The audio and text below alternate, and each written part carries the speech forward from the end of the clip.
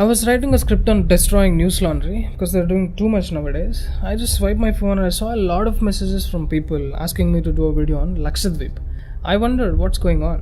When I searched in the internet, I saw Save Lakshadweep, Lakshadweep is boiling.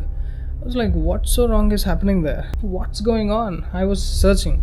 And when this dog popped up with this video, I confirmed that some jihadi appeasement stuff is going on.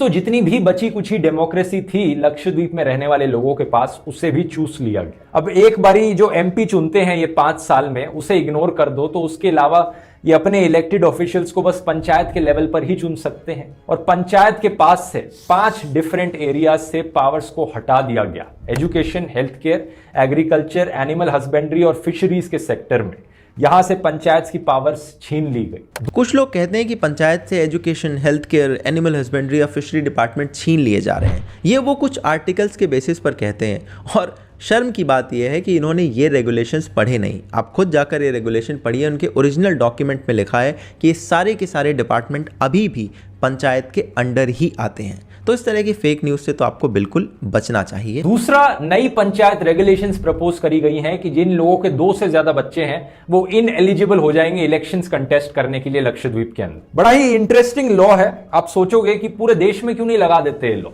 कि सारे देश में ही जिन politicians के 2 से ज्यादा बच्चे हैं वो इलेक्शंस नहीं कंटेस्ट कर सकते। नहीं कर सकते। क्यों?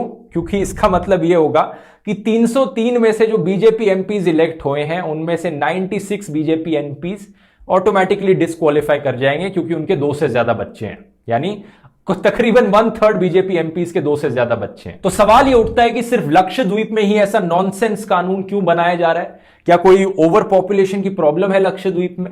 यहां भी डेटा देख लेते हैं। लक्षद्वीप का फर्टिलिटी रेट एक्चुअली में सिर्फ 1.4 है। 1.4 one of the lowest fertility rates है पूरे देश भर में। बिहार का 3.2, उत्तर प्रदेश का 3.0, मध्य प्रदेश का 2.7, राजस्थान का 2.6। ये डेटा खुद सरकार की ministry of health and welfare के द्वारा निकाला गया है। यकीन नहीं होता, रिपोर्ट का लिंक मैं नीचे डिस्क्रिप्शन में डाल दूंगा। इस रिपोर्ट में यह भी बताया गया कि लक्षद्वीप में women literacy one of the highest है पूरे देश में एट 96.5%। तो क्यों ऐसा रेगुलेशन लाया जा रहा है? लोकल लोग जो है वो एलेज करते हैं कि सरकार ये ऐसा कर रही है ताकि कुछ जो प्रोमिनेंट पॉलिटिशियंस हैं उन्हें रोका जा सके लक्षद्वीप की इलेक्शंस में लड़ने से। पहला है ड्राफ्ट पंचायत रेगुलेशन ऑफ 2021। इसमें एक आरोप है कि 2 से ज़्यादा बच्चे अगर आपके होंगे तो आप ग्राम पंचायत के मेंबर रहने से डिस्क्वालीफाई हो जाएंगे। और ये कहा जा रहा है चूंकि यहाँ पे मुस्लिम पॉपुलेशन है तो ये कोई सैफरन एजेंडा है, कोई बीजेपी की बड़ी प्लानिंग है। तो आखिर मैंने इस रेगुलेशन को पढ़ा। पेज नंबर 9 पर अगर आप जाएंगे तो आपको तमाम सारे डिस्क्वालिफिकेशन के क्राइटेरिया मिलेंगे, जिसमें से एक है कि 2 बच्चों से ज़्यादा होने पर आप डिस्क्वालीफाई हो जाएंगे। मगर इसके आगे जो 2 पैराग्राफ लिखे हैं वो बहुत इंपॉर्टेंट हैं और इसे कोई हाईलाइट नहीं कर रहा है। पहला है कि ये रेगुलेशन जब भी कभी लागू होगा उसके पहले अगर आपके 2 से ज़्यादा बच्चे हैं तो आप डिस्क्वालीफाई नहीं होंगे, आप अभी भी ग्राम पंचायत का पार्ट रहेंगे। लेकिन हाँ, आप बशर्ते और बच्चे अब पैदा ना करें। दूसरी कंडीशन है कि ये रेगुलेशन लागू होने के 1 साल के अंदर अंदर अगर आपके 2 से ज़्यादा बच्चे हो जाते हैं, मान लो आप प्रेग्नेंट हैं और बच्चे हो गए, तब भी आप डिस्क्वालीफाई नहीं होंगे। ये दोनों कंडीशन बहुत ज़रूरी है एक्सप्लेन करना जब भी आप 2 बच्चों के रेगुलेशन की बात करें, क्योंकि इसके बिना फिर पूरा सेंस बदल जाता है। इसके बाद भी लोग कह सकते हैं कि 2 बच्चों वाली बात कहाँ से आ रही है, लक्षद्वीप में तो इतनी पॉपुलेशन नहीं है। कुछ लोग तो क्लेम भी करते हैं कि पूरे देश में ऐसा कहीं कोई कानून नहीं है। तो इसके लिए मैंने कुछ पंचायती राज के रेगुलेशन पढ़े। राजस्थान, हरियाणा, तेलंगाना, महाराष्ट्र, इन सब में ये 2 बच्चों वाली बात कॉमन थी। अगर आप और पढ़ना चाहें तो पंचायती राज की पूरी वेबसाइट आप पढ़ सकते हैं, सारे आपको मिल जाएंगे। मोस्टली 1990s में लिखे गए थे। अगर आप अपना काम थोड़ा आसान करना चाहें तो इंडियन एक्सप्रेस का ये आर्टिकल पढ़ लें। यहाँ पे तो ये भी लिखा है कि कई स्टेट सरकारी जॉब नहीं देते हैं 2 से ज़्यादा बच्चे होने पर, है ना। और इसके अलावा भी अगर आप डॉक्यूमेंट मैच करें तो लक्षद्वीप और महाराष्ट्र बिल्कुल ऐसा लगता है फोटोकॉपी है क्योंकि मोस्टली होता यही है, किसी स्टेट में अगर नया रेगुलेशन आता है तो वो दूसरे स्टेट्स का ही कॉपी करते हैं, वहीं से इंस्पिरेशन लेते हैं। तो ये सरासर झूठ है कि पूरे देश में ऐसा कहीं अप्लाई नहीं हो रहा है।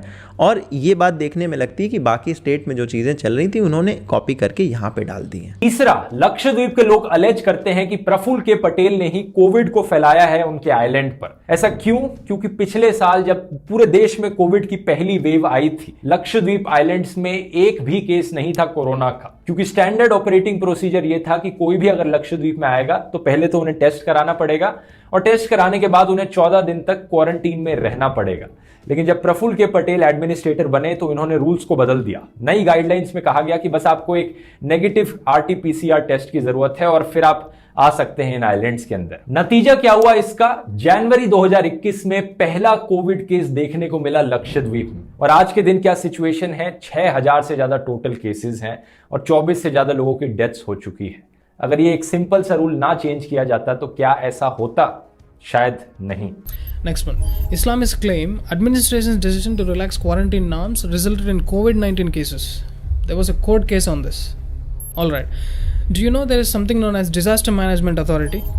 The court has declared that the COVID protocols were decided and amended from time to time by a dedicated group called Disaster Management Authority.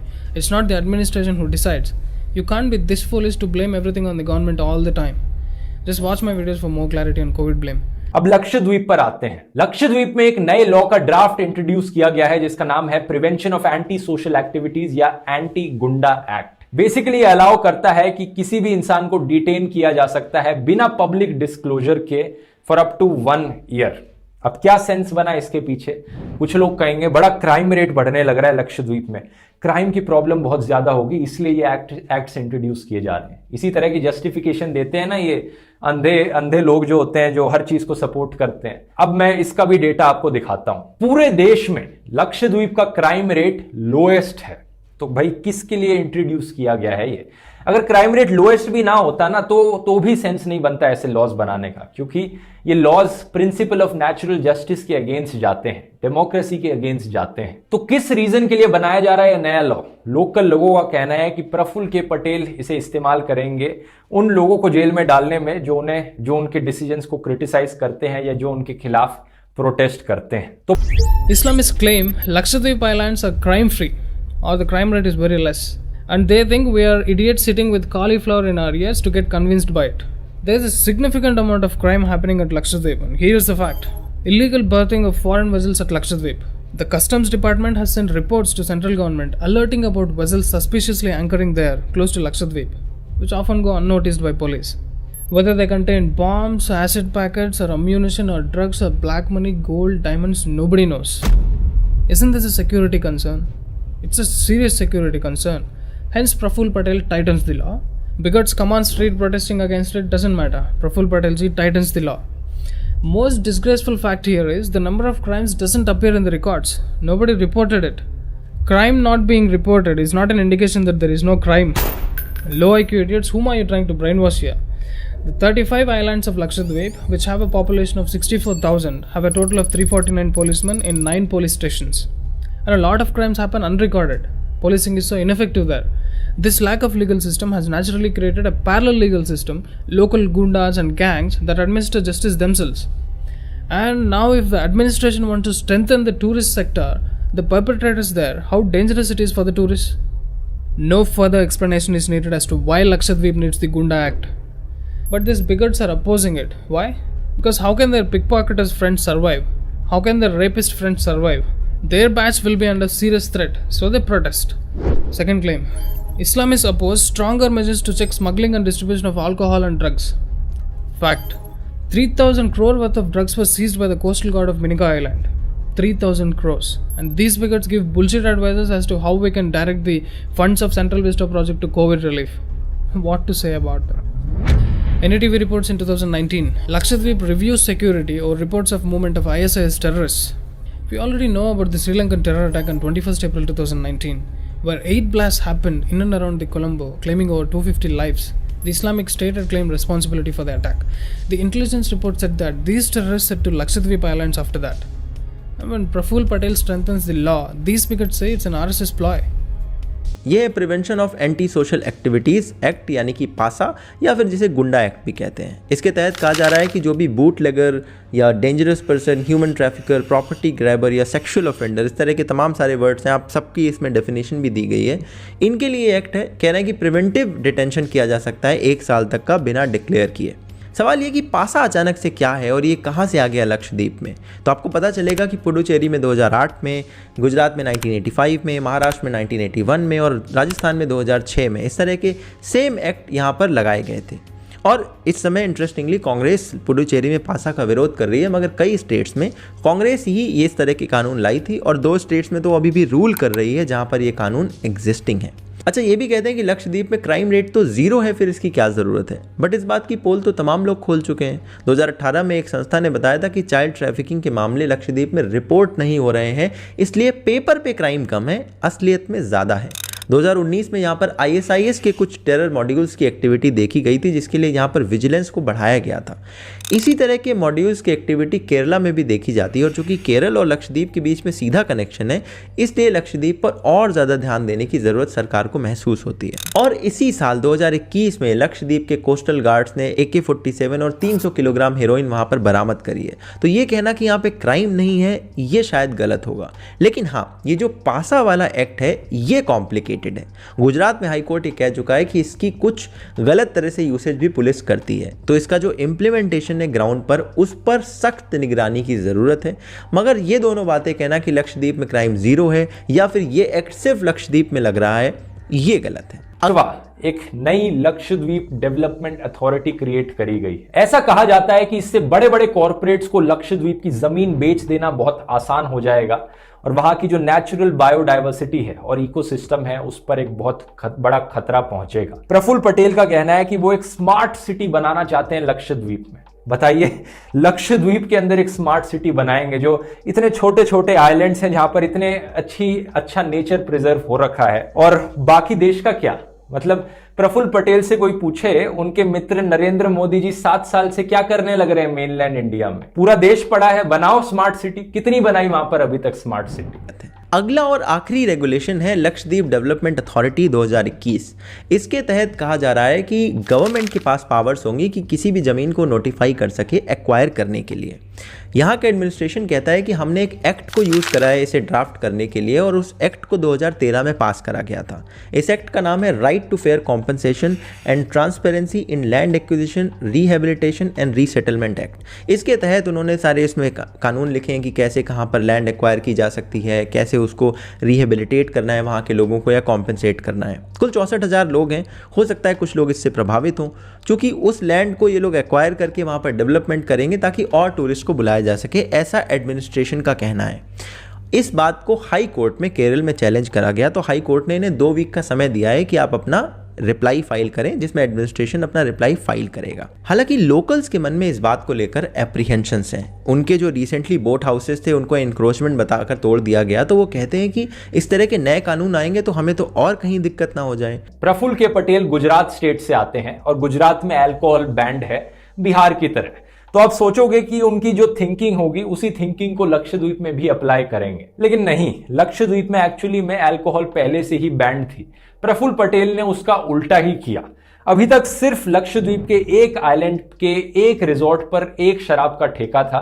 अब प्रफुल्ल पटेल ने इन रिस्ट्रिक्शंस को हटा दिया और परमिशन दे दी कि और शराब के ठेके खुल सकें लक्षद्वीप के आइलैंड्स पर। कि पूरे लक्षद्वीप में जगह जगह पर शराब के ठेके खोले जा रहे हैं, ये बड़ी बेवकूफ़ाना वाली फेक न्यूज़ लगती है। देखिए, अगर पूरे आइलैंड में ज़्यादातर मुस्लिम पॉपुलेशन है, अभी तक वहाँ पर शराब की बिक्री नहीं होती थी क्योंकि धार्मिक तौर पर वो लोग शराब नहीं पीते, तो अब वहाँ पर ठेके खुलवाने का क्या मतलब हुआ? कौन खोलेगा? कौन इतना होशियार होगा? असल बात यह है कि अभी तक जो 11वां आइलैंड था, बंगारम आइलैंड, वहाँ पर रिजॉर्ट में शराब मिलती थी, और अब वहाँ के कलेक्टर साहब बताते हैं कि 3 और आइलैंड हैं जिनके रिजॉर्ट में टूरिस्ट के लिए शराब को परमिशन दी गई है।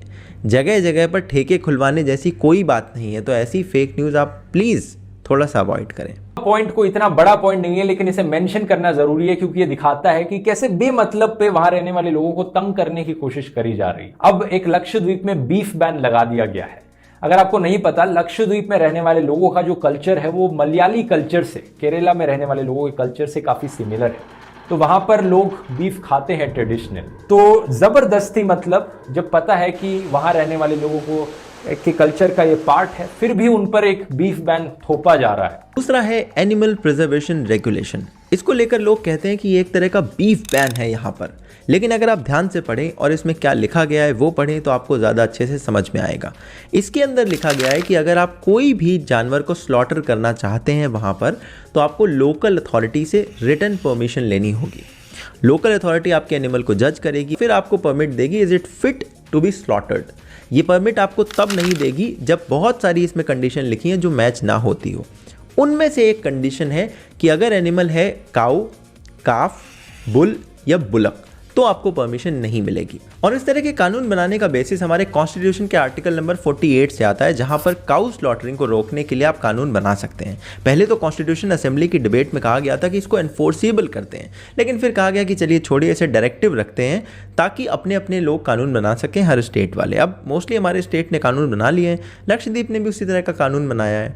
और टेक्निकली इसे आप बीफ बैन अगर कहें तो पूरी तरह से सही नहीं होगा, क्योंकि बीफ अगर आप रेफर करें तो मोस्टली भैंस या भैंसे से रेफर किया जाता है, काऊ या काफ कोई रेफर नहीं करता है, एटलीस्ट इंडिया में। तो जो भैंस वाला जो मीट है उसके लिए तो आप यहाँ पर परमिशन ले सकते हैं, इसमें उसके लिए तो कोई मनाही नहीं की गई है। तो technically it's not a beef ban पर से, एटलीस्ट इंडियन कॉन्टेक्स्ट में तो नहीं है। कुछ लोगों ने कहा कि मिड डे मील को वेजिटेरियन कर दिया गया है, ये भी कोई बड़ा एजेंडा है। अरे भैया, ये फेक न्यूज़ है। पुराने वाला जो मिड डे मील था उससे चिकन और मीट को हटा दिया गया है, लेकिन नए वाले में फिश और अंडा शामिल है। ये कहाँ से वेजिटेरियन हुआ भाई? दूसरी बात, आइलैंड पे जो मीट जाता है वो तो मेनलैंड इंडिया से जाता है, केरल वगैरह से। बड़ा महंगा होता है वो, और उसको मिड डे मील में शामिल करने से करप्शन बढ़ता है, बच्चों का न्यूट्रिशन नहीं। ये बात आपको और मुझे दोनों को ही पता है। ऐसे में लोकली जो अवेलेबल चीज़ें हैं, जैसे फ़िश हो गई, अंडे हो गए, अगर इनको शामिल किया जाता है मिड डे मील में तो इसमें करप्शन के चांसेस थोड़े से कम रहते हैं। मेरे इस वीडियो में मैंने आपको एक लेटर की बात बताई थी जो कि कम्युनिस्ट पार्टी ऑफ इंडिया के एक लीडर ने लिखा था, जो कि केरल में रहते हैं। चूँकि इस लक्षद्वीप की पूरी कंट्रोवर्सी में जितना भी डिस्कशन मैंने देखा है वो उस लेटर के बेसिस पर हो रहा है, और मोस्टली उसके अराउंड जो थ्रेड लिखे गए या जो भी आर्टिकल पब्लिश हुए वो ही आपको दिखाए जा रहे हैं, जिसके चक्कर में आप तक तमाम सारी फेक न्यूज़ फैली है, डाइल्यूटेड बातें पहुँची हैं। Some toolkit gang in Kerala, led by Malayalam cinema industry, funded by jihadis of course, and a group of pseudo-secular, pseudo-feminist urban Naxals is trying to create some controversy with Congress and leftist politicians. Just like if one dog barks on street, other dogs also join. In the same way, here also NDTV, Mojo Story, Quint, Gint and all joined in barking the same misleading stuff. Same script. There are some 6 to 7 points, a narrative in favor of Muslims and against BJP. The opposition Congress obviously joined hands with Islamists to organize a concerted social media campaign against the reforms of Praful Patel. We'll expose what kind of a worst bigots these are. It's the dynasty family bigots who destroyed Lakshadweep for their partying. Do you know that? They played with Indian military secrets. In 1987, Rajiv Gandhi bathed the entire Lakshadweep in alcohol for 10 days and made it his party place. He didn't go alone. He went with a large army of people, including his wife's children and his wife's Italian relative. Rajiv smashed a 10-day holiday in Lakshadweep with Indian people's money. And for this holiday trip, he carried 70 servants, 1,200 security personnel from Madhya Pradesh and from the island itself. The most insulting fact here is the Indian Navy's Centaur-class aircraft carrier, INS Virat, the only aircraft carrier, was misused for this luxurious holiday. INS Virat usually doesn't go alone anywhere. As usual, it was accompanied by 5 other Navy ships and a submarine, 80 different types of boats including 40 high-speed ones for a hike in the green waters of the island. But look at our Prime Minister, what he does on a holiday trip. Look at their interest of holiday and look at Modi's interest of holiday. You should wash his feet and drink that sacred water, you bloody dynasty family bigots of India. This compulsive dogs still haven't finished with petty pleasures of life. You enjoy whatever you want, I don't have a problem. You booze and die with AIDS, who the cares? But why are you using public money for that? What kind of stupid people you are, electing them for administrative positions? People are more dumb than these bigots. I don't know how do we educate them. It's a tweet from Commander V.K. Jetli. Rajiv and Sonia Gandhi used INS Virat for travel to celebrate their holiday at Bangaram Island. Indian Navy resources were used extensively. I'm a witness. I was posted on INS Virat that time. Commander V.K. Jetli. Rajiv Gandhi cruised for booze and dance to Lakshadweep for 10 days with many unauthorized, unidentified foreign nationals in Indian Navy's only aircraft carrier INS Virat, breaching all defense security norms and wasting crores of public money. And today, with what face this bigot Rahul Gandhi tweets that ignorant bigots in power destroyed Lakshadweep. Who destroyed Lakshadweep? Who is destroying India now? The entire dynasty family, right from Nehru, they took more from the country than what they did. Burden on India for last 70 years.